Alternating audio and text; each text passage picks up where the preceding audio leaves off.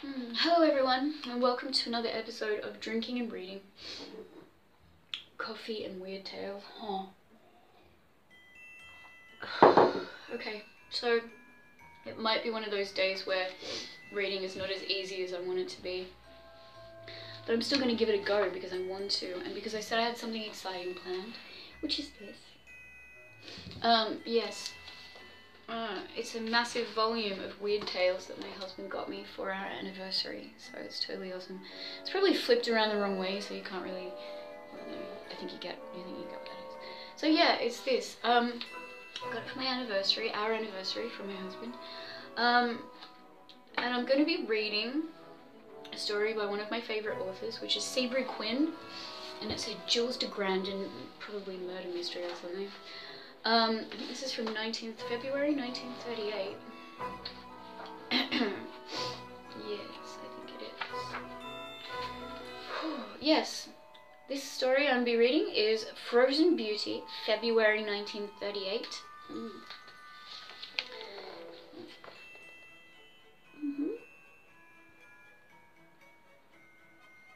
Yeah, it's a really beautiful book. I'm very proud of it. I'm very excited to be reading this to you. I hope you enjoy. Frozen Beauty by Seabury Quinn. A story of Jules de Grandin and the weird exploit of a great Russian physician who was murdered before he could complete his daring experiment. A fascinating novelette of weird science. The heat had been intolerable all day, but now a rain was falling, a soft, cooling summer rain that spread a gleaming black veneer across the highway pavement and marked the traffic lamps with cross-shaped fuzzy glows of green and ruby. Falling on our faces as we drove home from the club with the roadster's canvas cover folded back, it was cool and gracious, delicate and calm upon our brows, as the light touch of a skillful nurse's fingers on a fevered patient's forehead. Soothing nerves stretched taut by 18 holes of golf played in a blistering sun. My friend Jules de Grandin's satisfaction with himself was most annoying. He had ceased playing at the second hole, found a wicker rocker on the clubhouse porch, and devoted the entire afternoon to devastation of gin swizzles. Tiens, he chuckled. You are droll, my friend, you English and Americans. Okay. You work like Turks and Tartars at your professional vocations, then rest by doing manual labor in the sun. Not I, by blue. I have the self-respect. He leant back on the cushions, turning up his forehead to the cooling rain and humming a snatch of tune. And he says, you know, song and shit. Blah, blah, blah, blah, blah. With a strident screech of brakes, I brought the roadster to a stop in time to keep from running down the man who stood before us in the headlight's glare, arm raised imperatively. Good heavens, man, I rasped. Do you want to be run over? You almost. You're a doctor? He demanded in a sharp, thin voice, pointing to the Medical Society's green cross and gold catechus on my radiator. Yeah. Okay. I need to pull this chair on so I can just rest the book because I couldn't be bothered holding it. On my radiator? Yes, but please, come at once, sir. It's the master, Dr. Pavlovich. I think he's very ill, sir. The ethics of the medical profession take no account of work-worn nerves, and with a sigh I headed towards the tall gate in the roadster's hedge. The fellow pointed out. What seems to be the matter with the doctor? I inquired as our guide hopped nimbly on the running board after swinging back the driveway gate. I might have to make more coffee. Not yet. Like a gate. I don't know, sir, he replied. Some kind of stroke, I think. The telephone went out of order just at dinner time. Lightning must have hit the line when the storm was blown up. And I took the station wagon to the village for some things the grocer hadn't sent. When I got back, everything Everything was dark and I couldn't seem to make the lights work, but they flashed on all of a sudden like, and there was Dr. Pavlovich laying in the middle of the floor with everything all messed up in the study, and I couldn't seem to rouse him. So I tried to get the village on the phone, but it still won't work, and when I tried to start the station wagon, I found that something had gone wrong with it. So I starts to walk down to the village, and just then you come down the road, and I see the little green cross on your car, so... I'll have that darn thing taken off tomorrow, I assured myself, in front of everyone. Then aloud to stop the servants' endless chatter. All right, we'll do everything we can, but we haven't any medicines or instruments, so maybe we shall have to send for supplies. So maybe we shall have to send you for supplies. Yes, sir, he replied respectfully, and to my relief lapsed into momentary silence. The big house Dr.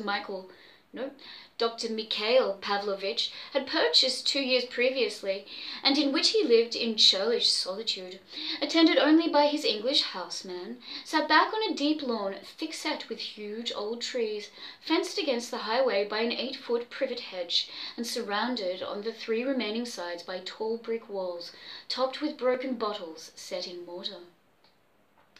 As we circled up the driveway, I could feel the eerie atmosphere that hovered round the place. It was, I think, the lights which struck me queerly, or, to be more accurate, the absence of familiar lights in a place where... in a place we knew to be inhabited. Blinds were drawn down tightly, with forbidding secrecy. At every window, yet between their bottoms and the sills were little lines of luminance, which showed against the darkness like a line of grey-white eyeball, glimpsed between the lowered lids of a corpse. We hurried down the wide hall to a big room at the rear, and paused upon the threshold as the glare of 6 strong, unshaded lamps stabbed at our eyes. Everything about the place was topsy-turvy. Drawers had been jerked from desks and literally turned out upon the floor, their contents scattered in fantastic heaps as though they had been stirred with a gigantic spoon. The davenport was pulled apart, its mattress tipped insanely sideways. Pillows were ripped open and gaped like dying things, their gasping mouths disgorged down and kapok. What? Down and kapok. I don't know what that means. The whole room might have been a movie set at the conclusion of a slapstick farce, except for that which occupied the center of the floor. Probably wasn't funny. Or might have been. In the midst of the fantastic jumble lay a man in dinner clothes, save for the jacket which, sleeves turned half out and lining slit to tatters, was crumpled on a chair. He lay upon his back, his partly opened eyes fixed on the ceiling where a cluster of electric bulbs blazed white and hard as limelight. He was a big man with a big moustache, curled in the fashion of the pre-war days, and what hair he had was touched with grey. "Gord, sir, he ain't moved since I left him," the houseman whispered. "Is he paralysed, do you think?" I should try doing characters. "Completely," I nodded. "Completely," nodded Jules de Grandin. "He is very dead, my friend." Dead? Like a herring, and unless I miss my guess, he died of murder. "But there's no blood, no sign of any wound," I interrupted. "I don't believe there was a struggle even. The place has been ransacked, but... No wound, you say? Non vieux." If I mispronounce French words, I'm really sorry. I just, I don't know French words, and sometimes I will... Yeah, anyway, fuck. He broke out as he...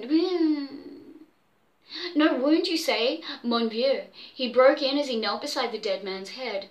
Regardez, s'il vous plaît." He raised the massive, almost hairless head and pointed with a well-groomed finger to the gleaming silver stud protruding from the flesh. Plunged in the rather beefy neck, a tiny silver-headed bodkin showed. Less than half an inch of haft protruded, for the little awl was driven deep into the fatal spot, the medulla oblongata, with deadly accuracy. Death had been instantaneous and bloodless. Ooh. How? I began, but he shut me off with an unpleasant laugh as he rose and brushed his knees. Yes. Cherchez la femme, he murmured. This is undoubtedly a woman's work, and the work of one who knew him quite well. All the evidence suggests it. A little tiny bodkin driven into the brain, a woman's weapon. Probably she did it with her arms about his neck. A woman's finesse, that. Who she was and why she did it, and what she and her confederates looked for when they made a bear's den of this place, is for the police to determine. To determine. Turning to the servant, he demanded, "This Dr. Pavlovich, did he have callers in the afternoon?" "No, sir, not as I know of. He was a queer 'un, sir, though he was a proper gentleman. Never had no callers, I remember. Never used the telephone while I was here. If anybody ever come to see him, they done it while I was away." One sees. Did he ever mention fearing anyone or suspecting that he might be robbed? Him? Law, no, sir. 6'3" in stockings he was, and could bend iron bars with his bare hands. I seen him do it more than once. Did ya? Sounds like a bit of a lie. Had a regular arsenal of guns and things too, he did, and kept the house locked like a jail. Didn't take no chances on the robbery, sir, but I wouldn't say he was afraid. He'd been a nasty customer in a row. If anyone had broken in, he'd have given 'em what for, good and proper, sir. Going to the telephone, the little Frenchman raised the instrument from its forked cradle and held it to his ear. Parbleu! He pressed the contact bar down with a triple rattle, then dropped the speaking tube back in its rack. "Remain here, if you please," he bade the servant. As he motioned me to follow outside, he whispered, "There is no dial tone discernible. The line is cut." Bloody hell. We circled round the house, seeking the connection, and beside the chimney we found the inlet. The wires had been neatly clipped, and the fresh-cut copper showed as bright against the severed insulation as a wound against dark flesh. "What do you make of it?" I asked, as he knelt on the wet grass and searched the ground for traces of wire cutters. "Think that chap inside knows more than he pretends?" "Less, if possible," he said shortly. "Such stupidity as his could not be simulated. Besides, I know his type." Yeah, see. Jules is a little arrogant, you'll come to see. As we go along, he's pretty full of himself. But anyway, I try to like him. Okay. Besides, I know his type. Had he been implicated in a murder or a robbery, he would have set as great a distance between him and the crime scene as he could. With a shrug of resignation, he straightened to his feet and brushed the leaf mold from his trousers. "No tracks of any sort," he murmured. "The grass grows close against the house, and in the rain, and the rain has washed away the little table, and the rain has washed away what little tale the miscreant's footprints might have told. Let us go back. We must inform the police and the coroner." "Want me to take the car and notify him?" I asked as we turned the corner of the house. It's hardly safe to trust the servants out of sight before the officers have a chance to question him. And you don't drive, so... The pressure of his fingers on my elbow silenced me, and we drew back in the shelter of the ivy-hung wall as the crunch of wheels came to us from the lower driveway. What the deuce, I wondered as I glimpsed the vehicle between the rain-drenched trees.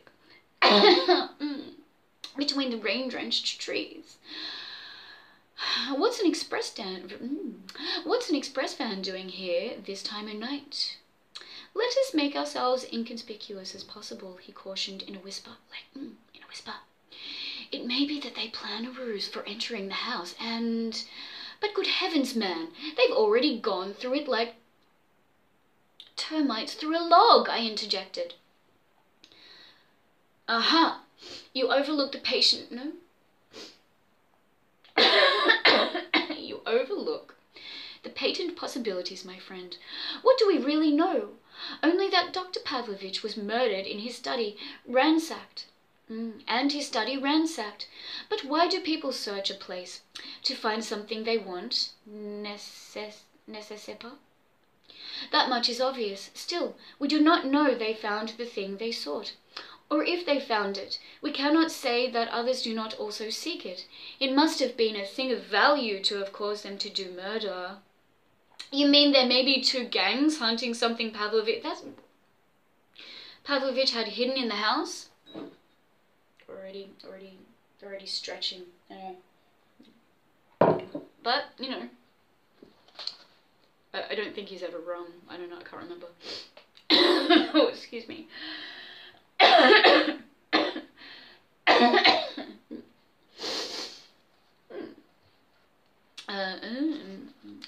alright. A little bit more. It is quite possible. He was a Russian, and Russia is synonymous with mystery today. The old noblesse have smuggled fortunes from the country, or have plans for getting out the treasures they could not take with them in flights.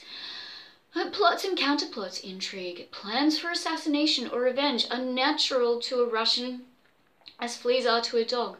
I think it wholly possible that more than one conspiracy to deprive the amiable Pavlovich of life and fortune has been in progress, and he would not have been a good insurance risk, even if the ones who murdered him tonight had done their work less thoroughly. The big green truck had drawn up at the steps, and a man in express uniform hopped out. Dr. Pavlovich, he asked when the houseman answered to his thunderous banging on the door knocker. No, oh, sir, gulped the servant, the doctor isn't home just now. Okay, pal, will you sign for this consignment and give us a lift with it? It's marked urgent. With grunts and exclamations of exertion, plus a liberal allowance of the sort of language prized by soldiers, stevedores and sailors, the great packing case was finally wrestled up the steps and dropped unceremoniously in the hall.